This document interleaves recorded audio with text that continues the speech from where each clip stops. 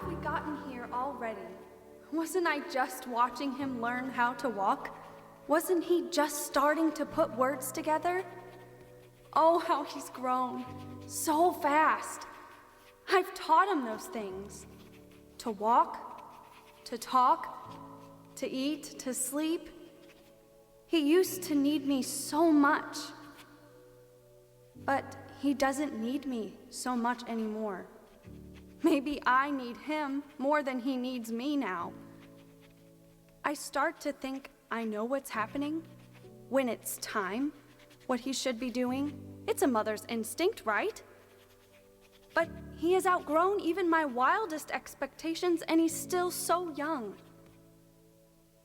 It's hard sometimes. I'm proud of him, and I want what's best for him, but I know he's not just my son.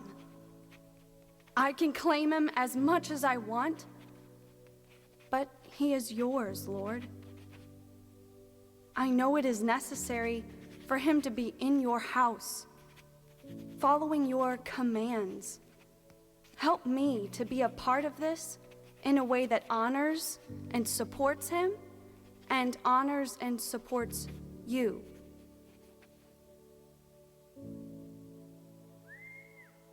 Mary's understanding of Jesus has had to come a long way since that evening where the angel visited her and told her that she was going to be bearing the Son of the Most High God.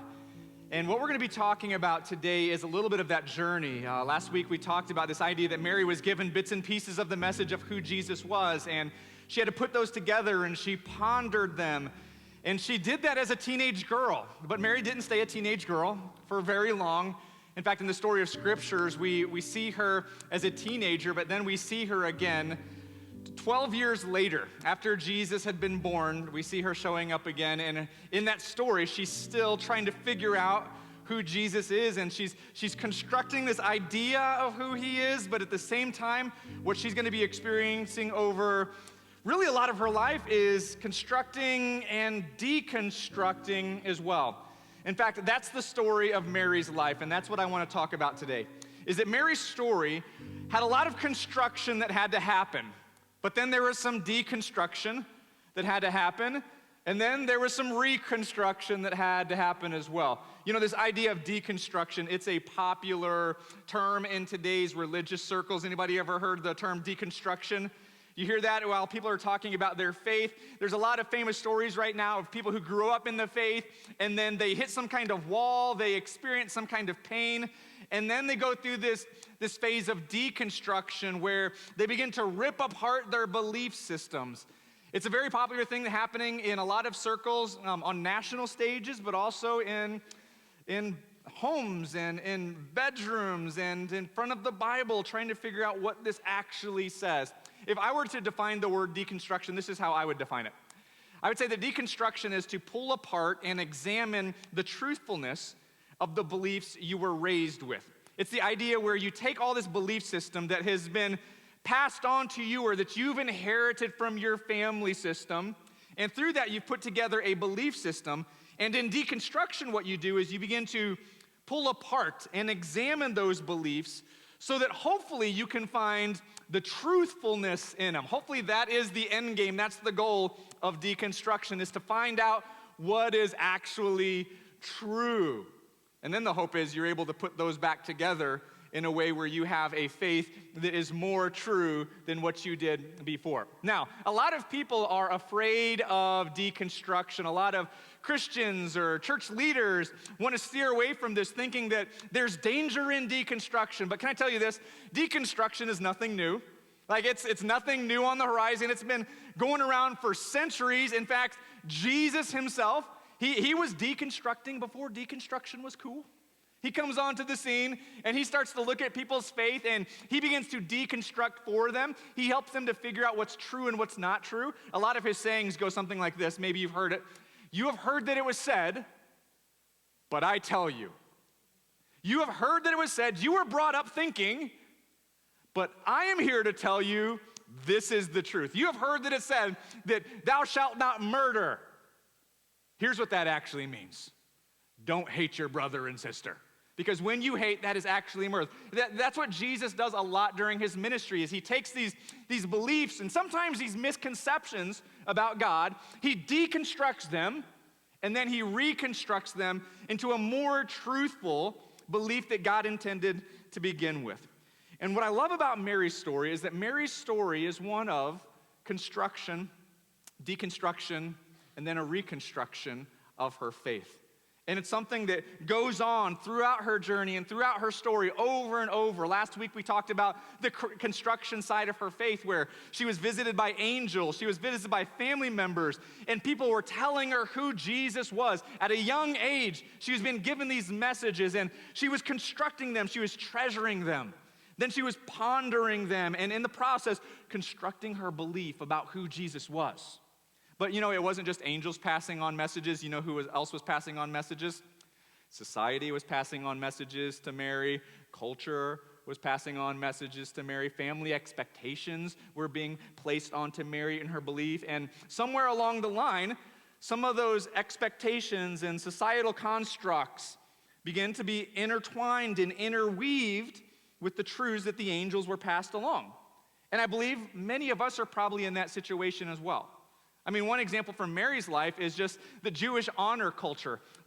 Jewish honor culture was a big part of being a good Israelite in her day. Honor was an incredibly important thing. And I'll tell you this, honor is important, and there should be honor in our faith and in our society. In fact, the fifth commandment, what's the fifth commandment? You Bible quiz people.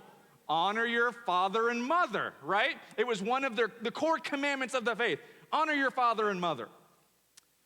There are also 9 other commandments, though. And one of those commandments, potentially the most important of all of them, is the very first one that says, put God above all things. Have no other God but God. God is primary. God is priority. Have no other gods than him. He's the one true God. God is God. Nobody else is God. Start with that. In the Jewish culture, specifically in Jewish households, a lot of times that first commandment and that fifth commandment butted heads.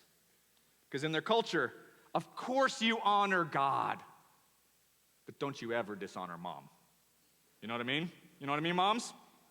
Huh? Anybody ever dishonor their mom? Experience the pain of that? Sometimes it's more painful to dishonor mom than to dishonor God, isn't it? And in that culture, there was often the first commandment and the fifth commandment duking each other out in the middle of homes. Do we honor God or do we honor family? Yes. Obviously, we believe God's more important, but please never dishonor me. That was the view parents had towards their kids. And that was something that got interweaved into Mary's belief system as well. So what I want to do today is I want to look at a little bit of the reconstruction that Mary had to do that started with some deconstruction that Jesus led her through. And it comes from 2 stories. Grab your Bibles, open up to the book of Luke chapter 2. By the time we get to the 2nd chapter of the book of Luke, we have now skipped 9 years of Jesus' life. We left him at the Magi scene. Jesus is about 3 years old at that point. We don't know what happens in the next 9 years, other than the idea that Christmas season has come and gone. Mary is now fully in the role of being a mother. She is caring for her son.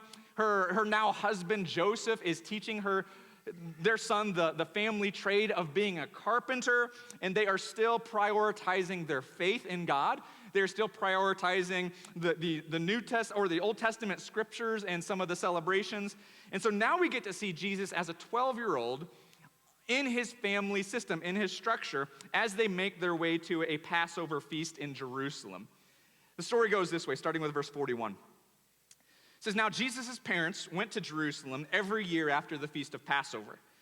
And when he was 12 years old, they went up according to the custom.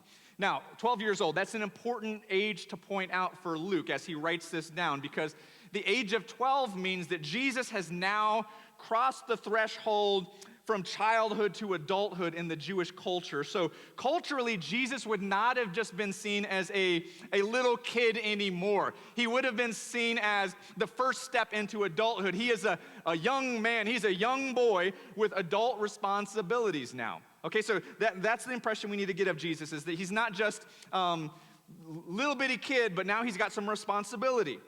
It says when he was 12 years old, they went up according to custom. When the feast was ended, as they were returning, the boy Jesus stayed behind in Jerusalem. His parents did not know it. But supposing him to be in the group, they went a day's journey. Now, they would have been traveling with a large group of people.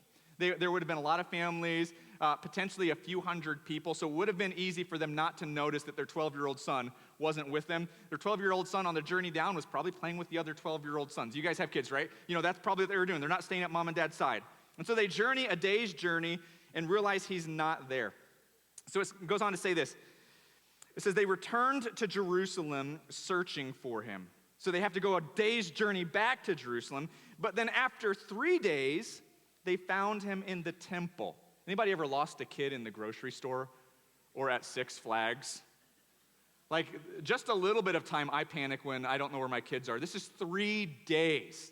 3 days, they lost their kid, and it's bad enough to lose a kid, but when you lose God, that's a whole new level of parenting, okay? Like, everything's hanging in the balance of you knowing where this kid is. 3 days, they searched for him. After 3 days, they found him in the temple. He wasn't just worshiping in the temple, though. It says that he was sitting among the teachers, listening to them and asking them questions. All who heard him were amazed at his understanding and amazed at his answers. Jesus is sitting in the temple, and he's not just going to church. He's not just listening to the rabbis. He's teaching the rabbis, and he's asking them questions. And these religious leaders, these scholars of the scriptures, are amazed as they look at this 12-year-old guy. Mary and Joseph, they see him sitting in the temple, and they approached. And they have an emotion too, and it's not amazement. It says that when his parents saw him, they were astonished. And I don't know that it's the good kind of astonished that you get when you see your boy hit a home run in baseball, but they're astonished at what they're seeing here. It says his mother said to him, "Son, why have you treated us so? Behold, your father and I have been searching for you in great distress." Do you see what Mary's doing here? She's experiencing this distress, this discomfort. She finally gets the moment of relief and finds her son, and she wants him to know that, do you know who I am? Do you remember who I am? I'm your mother. She says, "Son, don't forget who you are." In our culture, Father and I deserve honor. Father and I are over you, and you are causing us to be distressed. We've been looking for you and searching for you. Why would you do this to us? Behold, your father and I have been searching for you in great distress. We deserve your honor. Fifth commandment, Jesus. And Jesus, 12-year-old Jesus, replies to his mother and father this way. I don't recommend those of you 12-year-olds reply to your parents this way. He says this, "Why were you looking for me? Did you not know that I must be in my Father's house? Why was there this big search all over Jerusalem for 3 days? Where did you think I would be? Why wouldn't you have just come right here and know that I was going to be in my Father's house?" He says, as Joseph is standing right there. This is the ultimate, you ain't my dad. You ain't my father. I don't think he said it with that attitude, though. I think the point he's trying to make in this moment is just a reminder to Mary and Joseph which commandment gets priority. He was reminding them that for him, the first commandment precedes the fifth commandment. The first commandment of keeping God above all, prioritizing him above all. That gets priority over even prioritizing honor thy father and mother. And by the way, don't forget who my father is and who I will be honoring. I think he's telling him that God is my father. Honoring him is my first priority, even if it causes you distress, mother. Honoring God is my first priority, even if it causes you distress. The story goes on to say that they did not understand the saying that Jesus spoke to them. Mary and Joseph, they didn't quite understand what he was saying. But it wraps up and says that he went down with them and came to Nazareth and was submissive to them. So it's not like he was trying to dishonor them. He was submitting to them. He wanted them to know the priority of the commandments, that I'm always going to put the first commandment first, but I am also going to obey the fifth commandment and honor my father and mother. So it says that he went with them and submitted to them. And then it ends this way. It says, his mother treasured up all these things in her heart.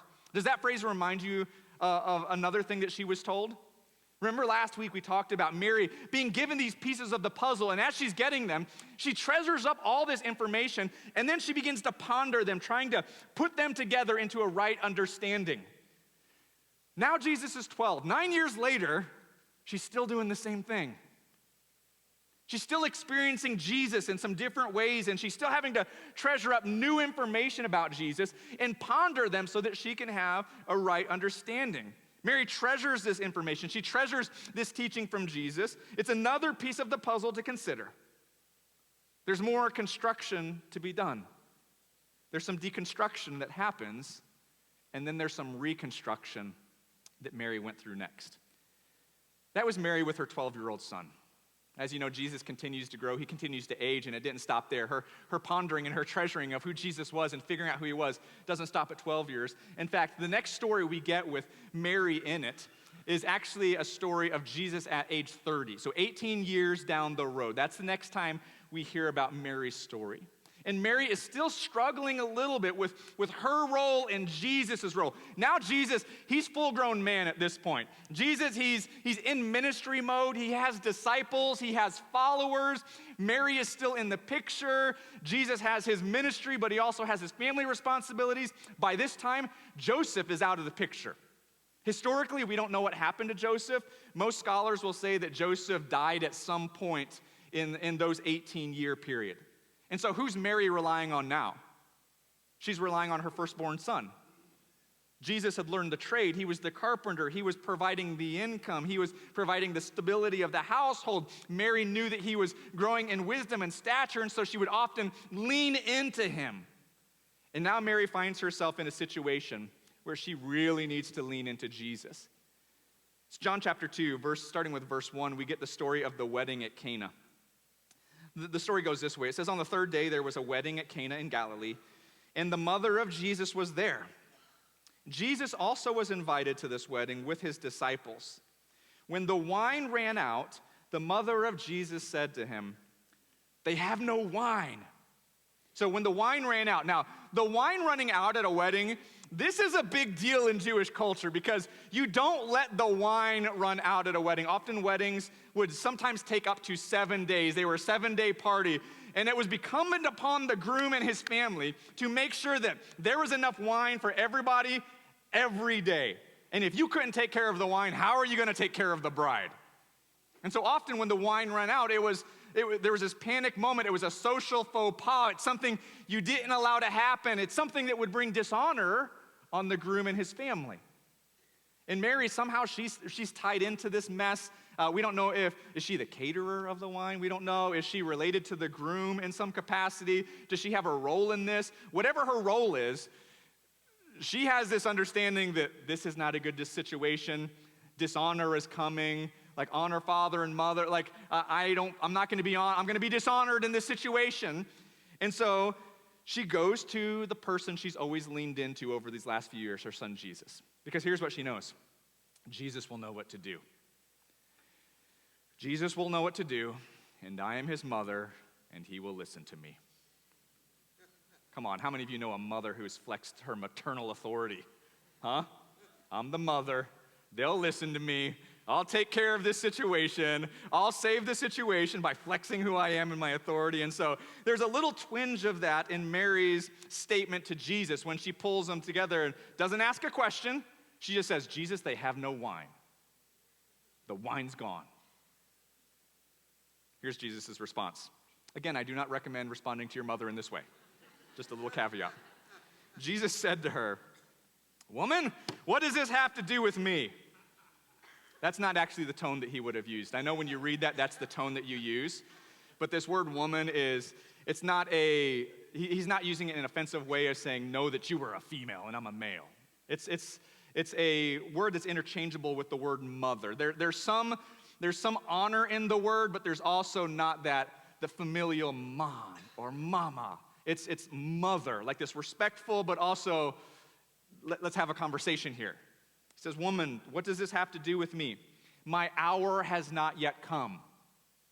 My hour has not yet come. Jesus understood that God had a plan and a purpose on his life. At this point in time, he had disciples, he had followers, but he has not shown himself to be the Son of God in any capacity. There's been no miracle performed whatsoever in his life up to this point. Essentially, if I were to interpret Jesus' statement to his mom, here's how I would rephrase it for modern day ears. Mom, why are you involving me in this? Does this have more to do with your mission or my mission? Are you more concerned about what is on your table and the problems at your doorstep? Or are you concerned with God and his mission on my life? Because my primary concern, Mom, is doing God's will in God's time. My primary will is doing God's will in God's time, and my hour has not come. And I love you, Mom, but your role does not supersede God's role in my life. The role of mother does not supersede the role of my father. I think it was at this moment where Mary knew that something had to change. Not with Jesus, but with her belief system. I think it was at this moment where Mary knew that she had to allow her son to become her Lord. Because what Jesus was asking her to do is, Mom, you gotta step off the throne. There's a different king of my life. So what was her response to Jesus? This is what she said. It says, his mother said to the servants, do whatever he tells you. Do whatever he tells you. And I don't think it was with some kind of underlying, hey, he's gonna listen to me, just do what he says. He's gonna do what I ask him to do. You know what I think she was doing? I think she was saying, maybe he's the one who can save the day. Like, trust him. Trust his words. Do whatever he tells you. I'm going to step down out of my maternal authority. I'm going to let him step up into his divine authority, which means all of us just need to turn to him and do what he says, no matter what comes next. When she did that, when she stepped off the throne and allowed Jesus to take the throne, you know what happened? Jesus performed his first miracle. When she allowed Jesus to be Jesus, when she allowed the king to be king, Jesus performed his first miracle. And guess who got the credit for it? God got glory. Jesus got glory. Guess who didn't get the credit for it? Mary. And I think if Mary would have had her way initially, she would have felt like, I stepped in and I saved the day. I saved our honor. People listened to me. My son listened to me. Look at what I was able to do through my son, but look what I was able to do. By stepping aside, Jesus was able to be Jesus. God was able to be God. He performed a miracle. He proved himself to be God, and he honored his mother as well. She got to miss out on the dishonor of being a part of a wedding that ran out of wine. In fact, she got to experience the miracle of being a part of a wedding that provided the best wine that anybody had ever tasted. Mary, her story is one of deconstruction and then reconstruction. And she had to do some reconstruction here. She had to deconstruct her relationship with Jesus so that she can reconstruct a right relationship with Jesus. She had to tear down these ideas of who she thought she was in comparison to Jesus so that she can reconstruct an actual view of who Jesus was in her life. And I'll tell you this, I think deconstruction is so important for all of us. Whether that be deconstruction of our religious beliefs or maybe even sometimes deconstruction of our relationship with Jesus and the way that we view Jesus in our life. Deconstruction is something that I think all of us, if we were to admit it, is something that we need to have a conversation about personally. Because if you were to lay out all of your beliefs on the kitchen table and you were to look at all of them and examine all of them, I guarantee you this. You will find some beliefs on that kitchen table that are scriptural. And then, you know what you're also going to find? Some beliefs on that kitchen table that are preference. I believe this because I want it to be true. Or I believe this because it was passed on to me. I believe this because it's part of culture. I believe this because it was part of society. Not because it was part of Scripture, but it's just something that I've collected and I've intertwined with the gospel message and intertwined with Jesus. I mean, how many of you, like me, grew up with this idea that you can't be a good Christian if you dance or drink? How many of that has been part of some of your theological beliefs, that good Christians don't dance? You stand there in church with your hands at your side and you sing, but don't move your body. That's how babies are born. Or don't ever you take a sip of alcohol in your life. And we intertwine that with Scripture, and then we read this story and we find out, what, Jesus was a bartender at a wedding? How do we align those things up? I think some of us, we've added extra laws to keep us away from things, assuming it's going to make us more holy. If we can make the Scriptures more holy, if we can make Jesus more holy than what he is, then maybe I can be holy as well. How many of you grew up with the idea that, like me, that you can't be a good Christian unless you're first a good American? Like, that's what makes a really good Christian. Okay, go to church, but also be a really good American, be a really good citizen. And I had that as a core foundation of my belief until I went to other countries. They don't care about our Constitution there. They don't care. They're not concerned about the things of our nation. And it's like, how does that translate over? And then I'm like, oh, America's not in the Bible anywhere.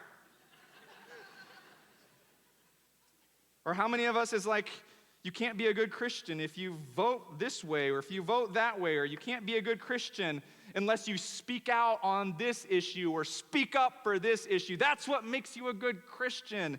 And what I love about Mary's story is that Mary's story teaches us that a big part of deconstruction is learning how to remove my preferences, my culture, my standards, my agendas from the mouth of Jesus.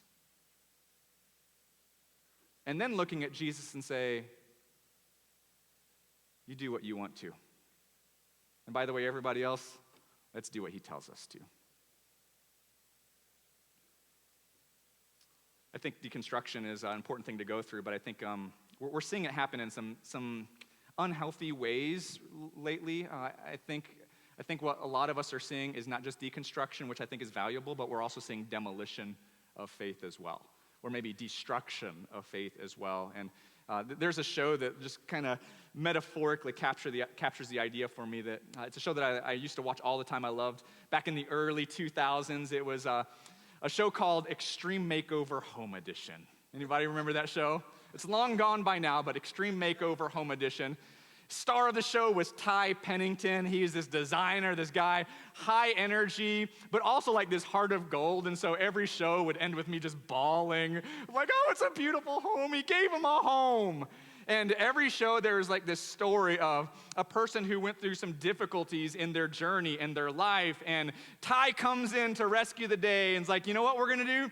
We're going to remodel your home. I know you can't afford it, or I know you don't have the opportunities to do that, or you've got so many kids that there's no time to do this, so we're going to come and do it for you. And they go in and they remodel the home, and sometimes they move walls, they paint things, they add things, and then they give the home to the family at the end. Somewhere along this show, though, like multiple seasons in, they went from like remodel mode to like bulldoze mode, where I think they discovered that it might be just cheaper just to rip down your junk home and rebuild an entire new home.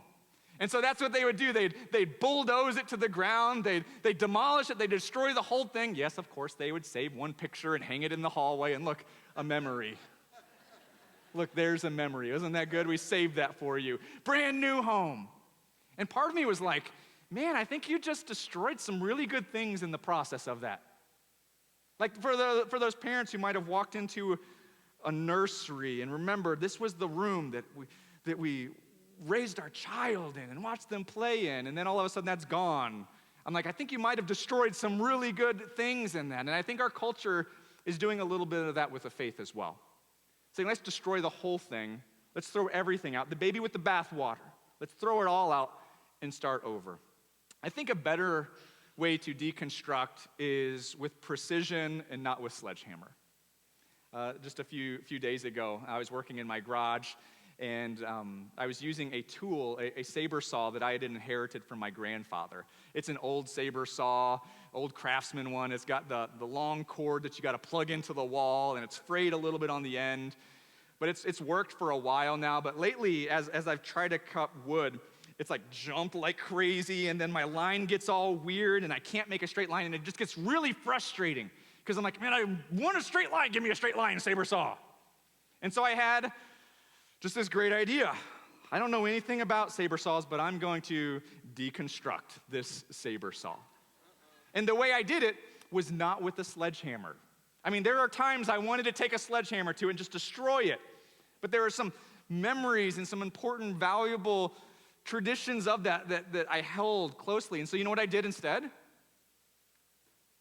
I took it apart to examine all of its parts. I laid it on the workbench, and instead of using a hammer, I used a screwdriver, and I unscrewed every single screw, and I laid them out in the shape of the saber saw so I'd remember which screw went into which part of the saber saw, making sure I didn't lose any of them. And then I took off the guard, and then I took off the blade, and then I opened up the casing. And then what I see inside the casing is that a lot of the problem was that just over years and years and years of use, that sawdust had built up on the inside. It got into the grease inside of the gear casing, and it was just causing a lot of issues. And so you know what I did? I took out the old grease, I removed it, I removed the sawdust, and then I carefully put it back together so that I could have a saber saw that was in better condition than it was before, and I can use it for what it was meant to be used for. I think that's a better picture of what deconstruction was meant to be. It's this process of taking something apart, not with a sledgehammer, but with a scalpel, and finding out what is the issue, where is the sawdust. I don't have to destroy this whole thing. I just need to find what the issue is and remove it. But unfortunately, what's becoming popular today has less to do with deconstruction and more to do with demolition and destruction. And on one hand, I get it, though, because when you've been hurt by people who claim Jesus, and there's a lot of people in this world who have been hurt by people who claim Jesus, the natural thing the heart wants to do is to burn the whole thing down. But the problem with demolition is it's so destructive, and it destroys everything, even the good things, even the things that actually provide healing for the things that cause you pain. It's destroying the things that bring life to what is dead. And I think there's a big difference between deconstruction and destruction and demolition. Destruction seeks to understand, but demolition seeks to undermine. Deconstruction, it welcomes the hard truth. Demolition will destroy anything that is a hard truth. It'll remove the obstacles, whether they're true or not. Demolition seeks an easier way. Mary, what she did, though, is deconstruction. And I think deconstruction follows Mary in saying this: do whatever he tells you. I mean, that's the guide of deconstruction.